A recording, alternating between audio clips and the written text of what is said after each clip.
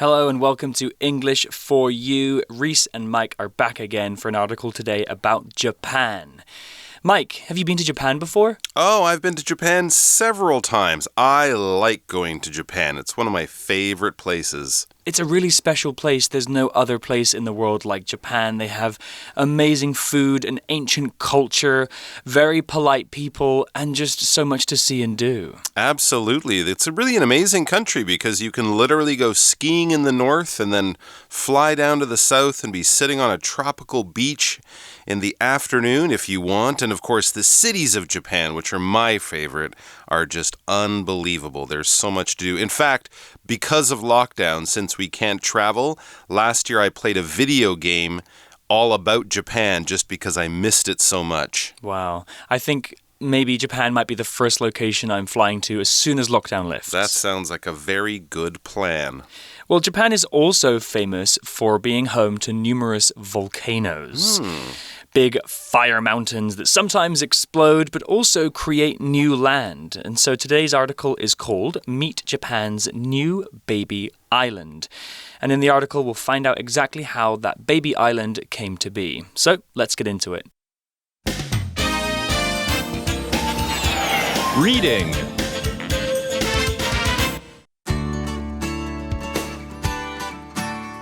Meet Japan's new baby island.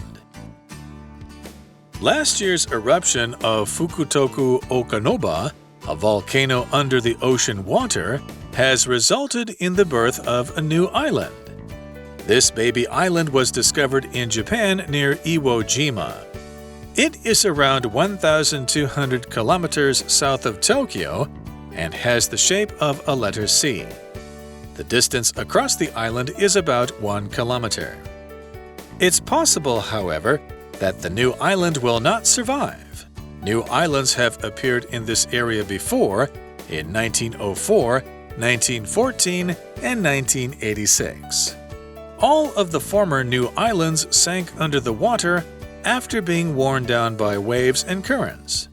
The one found in 1986 sank after about 2 months. The island is not only interesting, but may also be historically important. If the island survives, it may change Japan's border. A new island in the south may let Japan expand the country's territory by a few hundred meters. Its location, however, is very close to South Iwo Jima, which is one of Japan's islands. This means it would be unlikely to require changes to the country's territorial waters. So the article begins with last year's eruption of Fukutoku Okanoba, a volcano under the ocean water, has resulted in the birth of a new island. That's super cool. That's how a lot of land masses are made, through volcanic eruptions. Let's talk about those two words. So first, volcano is a mountain that sometimes explodes with fire, lava, and ash. Japan has volcanoes, and there are many in the Philippines and Indonesia, and many other places around the globe. An eruption is when a volcano explodes. It's a very particular noun for this thing. Sometimes the pressure from the fire and the rocks inside the volcano builds up so much that the whole thing explodes, and it can be devastating. Absolutely. When a volcano explodes or erupts, as the article said, it can also result in the birth of a new island. That's right. As this lava, this liquid rock comes out of the volcano and then eventually hits something like the ocean where it cools down, it will turn into rock. And so islands and countries in themselves will actually get bigger. I think Iceland is one of the countries around the world, one of the few countries that actually grows by a few centimeters or maybe a few feet every year. So when we say something results in something, as in a volcano will result in the birth of a new island or the volcano's eruption, what we're meaning is this is what happens because of something else. This is the result. This is the, basically, if you do something, then something will happen. That is what it will result in. So if you skip breakfast, that will result in you feeling very, very hungry around lunchtime. If you don't study for a big exam on the weekend, well, that might result in getting a bad grade or failing the exam because you didn't do the work before. So A leads to B. Because of A, B happens. All right. So yeah, these volcanoes in Japan, especially on this little island, hopefully they don't result in people getting hurt or homes being destroyed or something. But if the lava does reach the ocean and turned into rock, it will result in a new island, and islands, of course, like that will continue to grow as the volcanoes continue to erupt. So let's find out more about this cute little baby island. It says this baby island was discovered in Japan near Iwo Jima. Okay, so this is an island that belongs to Japan, but it's actually quite far away from what we would consider the mainland of Japan, the places that we would probably visit where most people in Japan live. How far away is it from Japan's mainland? It is around 1,200 kilometers south of Tokyo. So yeah, quite far, and has the shape of a letter C. Very interesting. Maybe that C will soon become a D as it gets connected and might finally become an O and then turn into just a dot, an island in the middle of the ocean as, of course, it continues to grow. It's still, though, a very small island. The distance across the island is about 1 kilometer, so it's only about 1,000 meters across. Probably not big enough to build a hotel on just yet. Wow, so 1 kilometer, that would probably take you about 10 minutes to walk across the island. Very, very small place.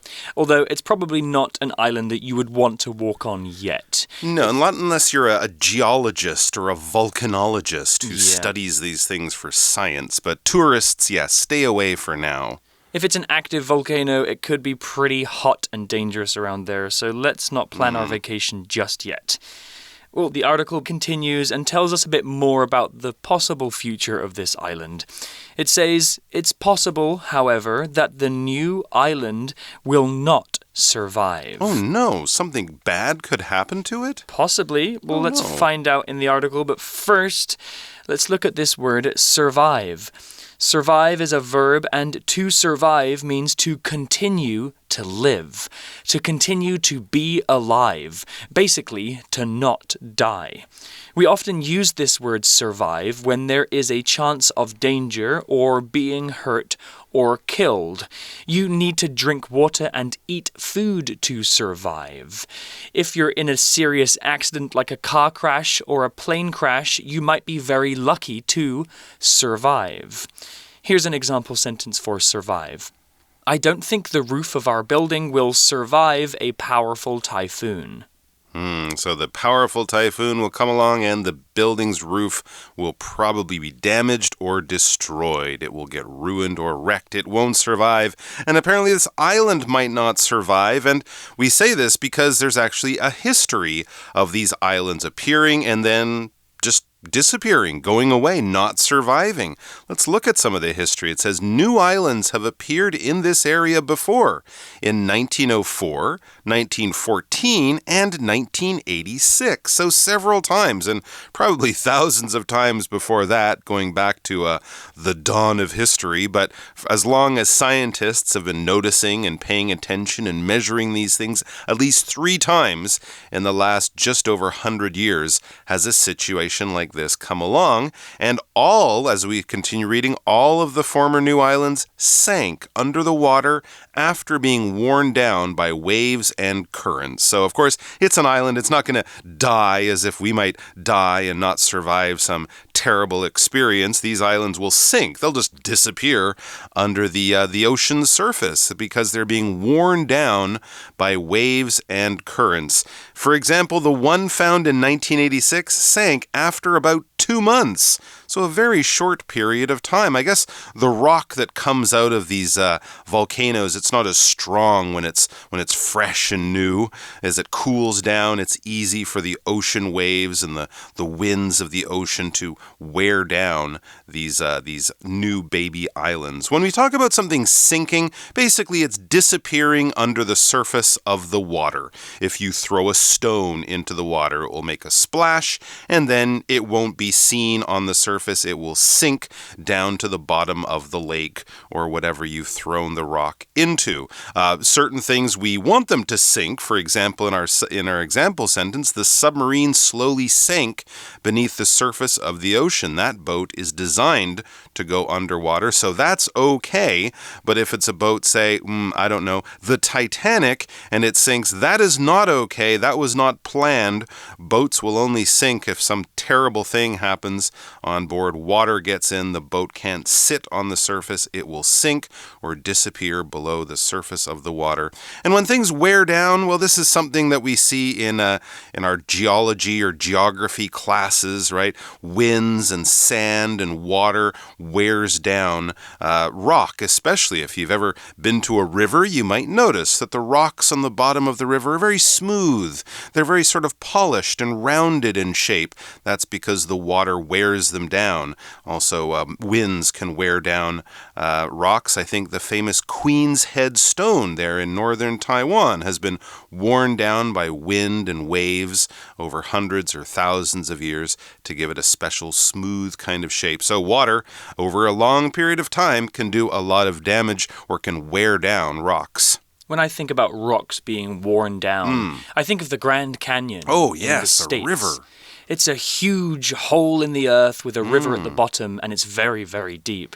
And it's been worn down over thousands or millions of years to make this giant cavern or valley that people love to go and visit because it's just so impressive to look at. Yeah, and considering it was worn down by one river system over all that time, is amazing. It's like more than a mile deep. It's the Colorado River, is that right? I think so, yeah. That's the main one in that area. We also saw the word current in the article. Now, this is not the word current that means now. It's quite a different word. Current here is a noun, and a current is an area of water or air that moves in one specific direction. Water currents in the ocean are very, very important. They move cold and warm water around the world, and that actually contributes to our weather systems. Air currents in the sky move weather systems too. Currents in both air and water are usually caused by differences in temperature. So when one area of the water is cold and the water next to it is warm, the different temperature waters will move past each other in currents. If you go swimming in the ocean, you should also be careful about currents as they could pull you out to sea. Well, an example sentence with current could be, the river's current is too strong for us to walk across safely. Okay, well, back to the article and more about this island. The island is not only interesting, but may also be historically important. If the island survives, it may change Japan's border. That's absolutely amazing, but I guess it makes sense. If the island gets to be big enough, Japan will say that's part of our land, and so its border will be pushed out a little bit further. Because a border is basically a line.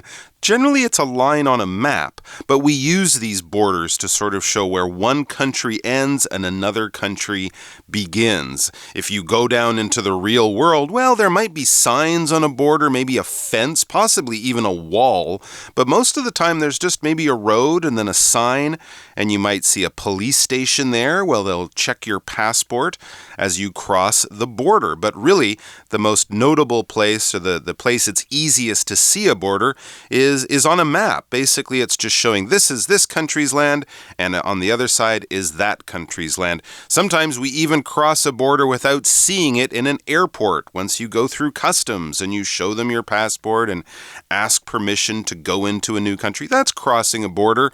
Obviously, there's no line there. You're just standing in the middle of a big airport, but it is basically where one country's power kind of begins. But there are some borders, of course, that we would notice. Here's an example. It's almost impossible to cross the border between North and South Korea. Yes, there's no road that you can just drive along there. There's a big fence and thousands of soldiers and guns and all sorts of scary stuff. So the border between North and South Korea is not the easiest border to cross. In fact, it's probably the most dangerous border you could possibly try to cross. But when we talk about Japan's border being changed if they find a new island, even if it's thousands of kilometers away from Japan or the capital city of Tokyo, that will still be part of Japan's territory or land, and so the border will be close to that. Let's get back to the article. It says a new island in the south may let Japan expand the country's territory by a few hundred meters. Wow, that's I guess, exciting news for people in Japan. They'll have to change all the maps and all the textbooks that say how big Japan is. It will grow by a few square meters or a few square kilometers because when something expands, it grows. It gets bigger in size or in number. You could say that you expand as you grow from a child into an adult, but that might be grow. We might use that verb. Maybe if you eat too much pizza on your summer holiday, you will expand, but we often use this to talk about things that grow in other ways. For example, the areas of desert in the world are expanding. They're getting bigger and bigger in both across. If we measure it from side to side or from top to bottom, it's kind of growing in all different directions. Well, we also saw the word territory, which we've mentioned a few times already. Territory is a noun, and a territory is an area or a place or a piece of land that is claimed by somebody. So that means that somebody says that they own it.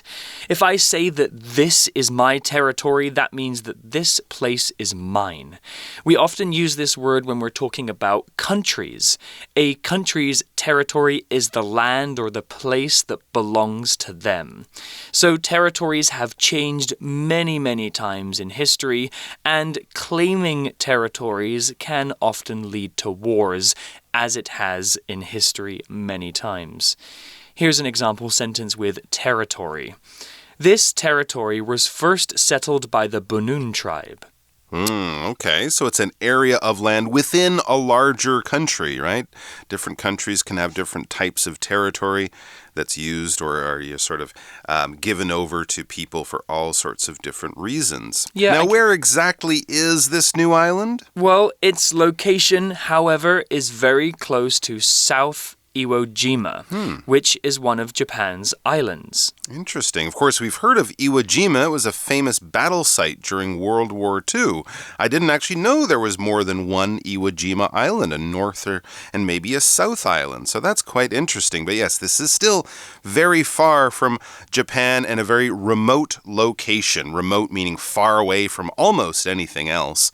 And a location is just a place, right? That's what we talk about when we talk about a location. It could be a place where you want to go, a beautiful location, a very convenient location, a place that's easy to get to, right? Airports are often kind of not so convenient locations, but train stations are often in the middle of a city, which is a more convenient location. If your friend is moving house, you might say, oh, have you found a new location? Or what location is your new house in? And they'll tell you a neighborhood or an area or a region. So we're not really talking about a special kind of place. It could be almost anything you can imagine, but it's just a place where something is found. For example, Desmond found a great location for his new restaurant right downtown. Oh, that is a good location, a good place to put your restaurant. Well done, Desmond. Good luck with that. Back to the article. It says this means, because the new island is close to South Iwo Jima, which is owned by Japan, this means it would be unlikely to require changes to the country's territorial waters. I guess, well, that's probably good if Japan wants to have happy relationships with its neighbors, because if suddenly they started saying, hey, that whole area of ocean that used to be sort of nobody's, well, that's ours now. We're claiming that. If you want to go in that area from now on, you have to ask us for permission. I think China's been doing some of this stuff in the waters between the Philippines and Vietnam, and it's caused some problems with its neighbors. But luckily for Japan, this area with this new volcanic island is quite far away from almost anything, so you probably won't hear many people complaining or being upset. And since it is close to another island, which Japan has owned for a long time, most countries around in the area, like China, Korea, Taiwan, might go, okay, good luck. Enjoy your new island. Yeah, so when a country has islands, that sometimes makes their kind of territory bigger because there are international laws about how much of the water from the land that country owns. Right. And so that could be very complicated to change all the maps and the education system to teach people, okay, now Japan is this shape. But fortunately, that doesn't need to happen. Well, that's the end of this article about Japan's new island, although it may not be around for very long. Let's get to our For You chat question and think of some names for this island. For You chat. Okay, so today's For You chat question is this. I'll shoot it to you first, Mike. Oh, no. Think of 3 names for gosh. the new island and explain why you chose those names. Oh my gosh, that's a tough question. I don't know. Well, since it's near South Iwo Jima, could we call it South Iwo Jima 2.0? Very creative. Or Part 2, or the little South Iwo Jima? No, that would just be confusing to people. I don't know. Maybe I think in Japanese they do have a way of sort of making a word smaller by adding a letter to it. So maybe Iwo Jima Ama or something like that. Right. I'm not sure. I know that Obama means little beach in Japanese. There's a town called Obama, and I think the name means little beach. So maybe Iwo Jima. I don't know if that's a good one. It's a bit of a tongue twister. Yeah, it might be hard for tourists to remember that. I was thinking of a name that maybe referenced either its volcanic origins or the fact that it was short-lived. So maybe it could be something cool like Fire Island or Hot Rock Island. There is a famous place called Fire Island, which is famous for a totally different reason. Yeah, I've heard of that one. That's a good name. That's a good name. I was trying to think of something that is kind of amazing and beautiful but doesn't live for very long. Maybe like a butterfly. Butterfly Island. Butterfly. I like that. And if they didn't like the name, then the island disappears. Well, that's no problem. How about you use lava? I'm thinking of Lava Jima instead of Iwo Jima. I think we have a winner. Because it's made of lava. Lava Jima Island. I don't know. It would look good on a t-shirt, though, and a lot of people would be wondering, what does that mean? So maybe that's good for a conversation starter. Well, maybe you guys can think about this question, too. I think they can probably think of better ideas than us. For sure. Yeah. You can spend some time thinking of some really creative names for this island and maybe translating them into Japanese, or maybe you already speak a bit of Japanese. Good idea. But that's all we have for now. We thank you for listening, and we'll see you again next time. Ta-ra. Take care. Vocabulary Review. Survive. When COVID-19 became a problem, some businesses had to depend on delivery services just to survive. Sink. I dropped a large stone off the side of the boat and it sank to the bottom of the lake. Current. The river's current is very strong here, so swimming is not allowed. Border. Once you're off the plane, you'll need to present your passport at the border to enter the country. Territory. 2 countries claim that this island is part of their territory, and they say they'll fight to protect it. Location. The 2 kids followed the old map to a secret location in the forest where they found some treasure. 智慧小补帖 Eruption. Volcano. Expand.